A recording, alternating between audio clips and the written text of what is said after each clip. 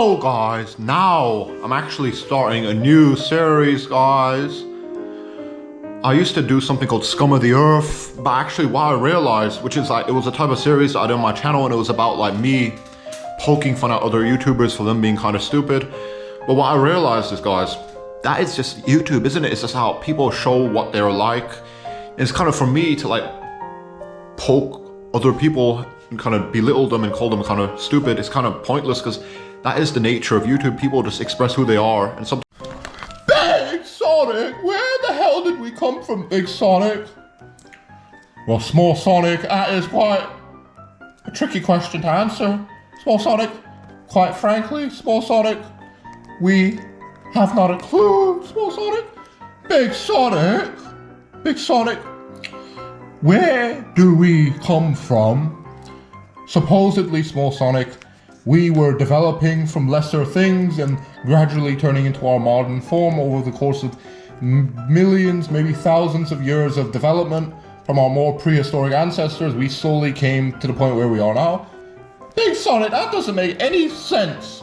How can we, in our sophisticated form, come from lesser things and gradually become more sophisticated for no reason? What's going on there, Big Sonic? Small Sonic, I honestly, it's just like how I don't know, it's like we gradually just, sometimes it can be kind of stupid.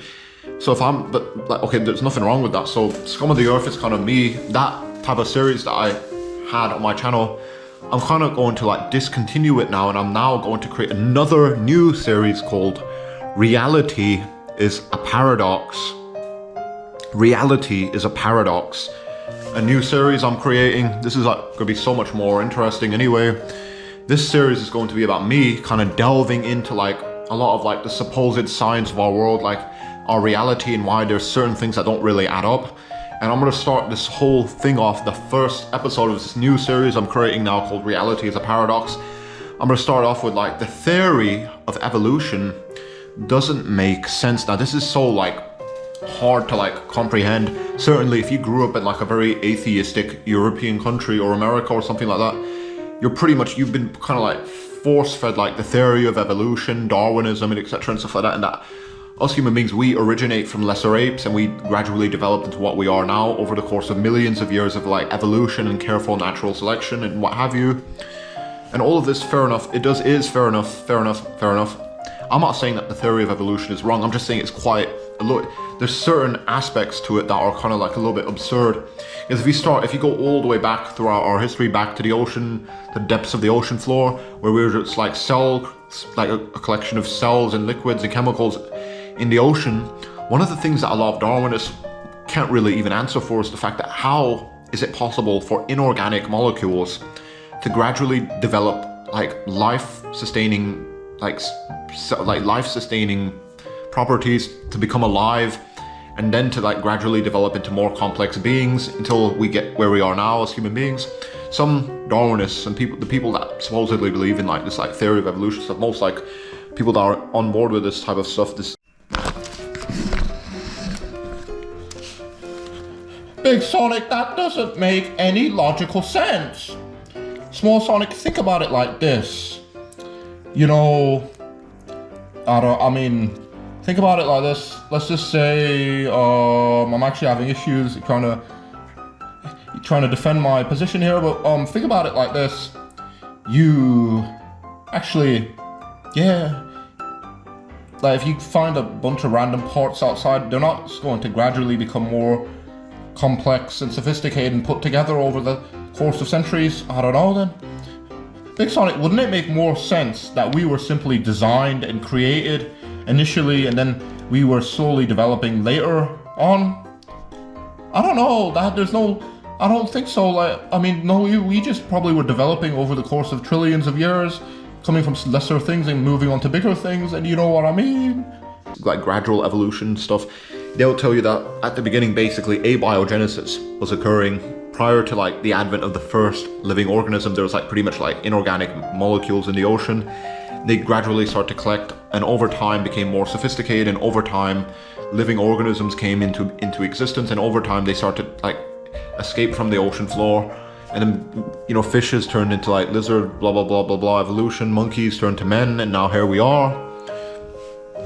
This is so this can't be demonstrated at all. If you go all the way back through this, back to this first starting point in the earth, where life was just we all pretty much inorganic molecules were occurring, gestating in the ocean, collecting over maybe perhaps millions, thousands, cajillions, I don't know how many years, and then these inorganic molecules start to become alive. That is so whimsical. That is one of the biggest flaws regarding the theory of evolution, because the topic of this video, this is the first episode of Reality is a Paradox. The first episode is going to be about the theory of evolution doesn't make sense. Because if you think about this so carefully, abiogenesis, it really does jump all the way back to that first beginning stage, doesn't it? If you trace through our supposed history, the history of man, the evolution of our species, if you go all the way back to the first stage, we were pretty much just lifeless inorganic molecules, pretty much. Then that something was occurring in the ocean floor, and then collision of things were happening, and then the first organism came into existence, and that was the progenitor, ancestor for all living beings now on this planet. But if you jump all the way back to that beginning stage, it's so paradoxical, because it really does break down to abiogenesis, that life that inorganic molecules can produce living organisms. That hasn't been really. But Big Sonic, that doesn't make any freaking sense. Small Sonic, how does it not make any freaking sense? Big Sonic, you're saying that we came from lesser things and we gradually turned into bigger, more complex, sophisticated things. But initially, Big Sonic, at the beginning, where were we? Where did we come from? Did we just gradually start developing and evolving? Is that a real word, Big Sonic? Yes, it is, Small Sonic. Evolving, exactly right. That's what I was getting at. We were evolving, transforming from lesser creatures and becoming what we are now in our modern current form. But Big Sonic, the thing here is that how is that even possible? You see cats and dogs outside, you don't see them turn into leopards and lions and wolves. So where is that? How do we go from smaller, lesser things to bigger things and more sophisticated things? Where did we actually come from? Why are we so sophisticated and smart, Big Sonic? Some people would say, well, that is the case, yes. If you go all the way back throughout our history, through the history of the evolution of our species, etc. If you go all the way back to the beginning stage,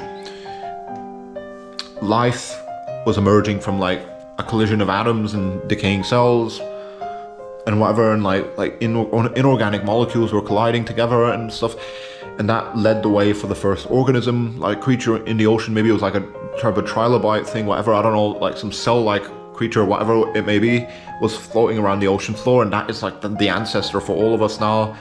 That doesn't make any logical sense, because I'll tell you why. It hasn't been demonstrated that inorganic molecules can produce living organisms. What do I mean by inorganic molecules? A rock. If you get a rock, let's say you get a rock, you put it on Mars.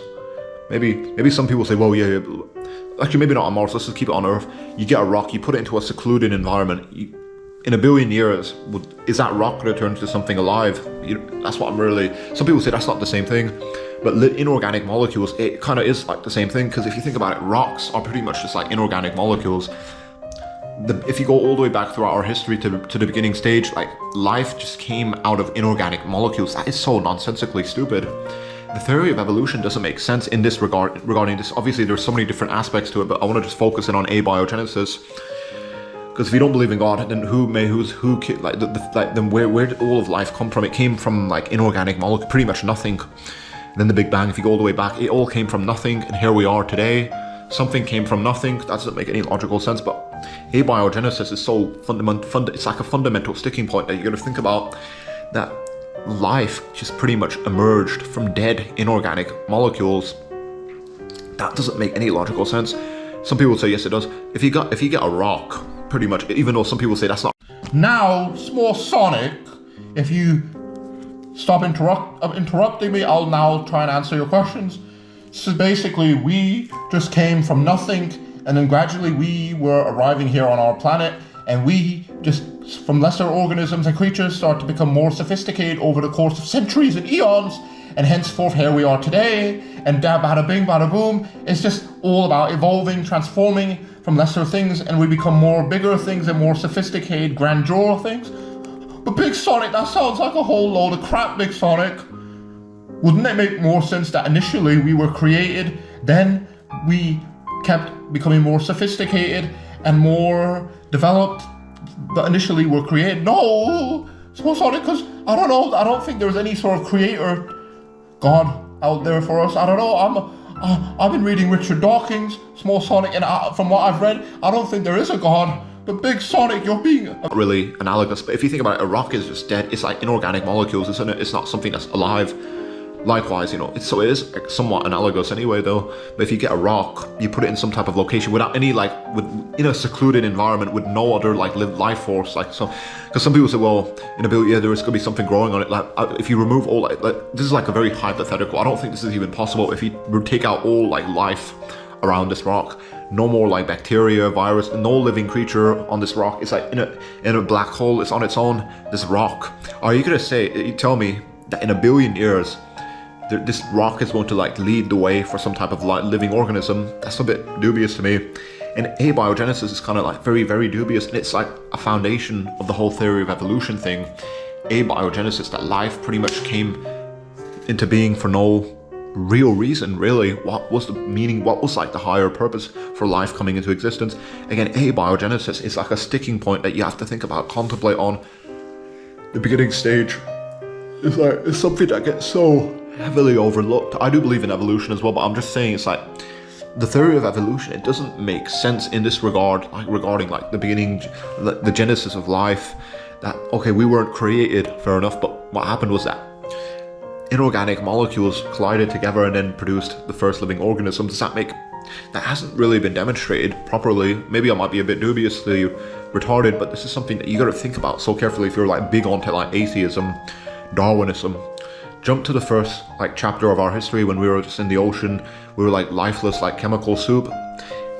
That, and then before that we were inorganic molecules, basically just atoms. So are you telling me if I got a rock and I put it into a black hole on its own, in a billion years, it's going to produce life? No. Some people say it's not the same, and there was blah blah blah, and the chemicals were like becoming alive because they were already alive. I don't know. If you truly are like a Darwin... Small Sonic, I've been reading Richard Dawkins, and he says it's all about natural selection and Darwinism and coming from lesser creatures and organisms.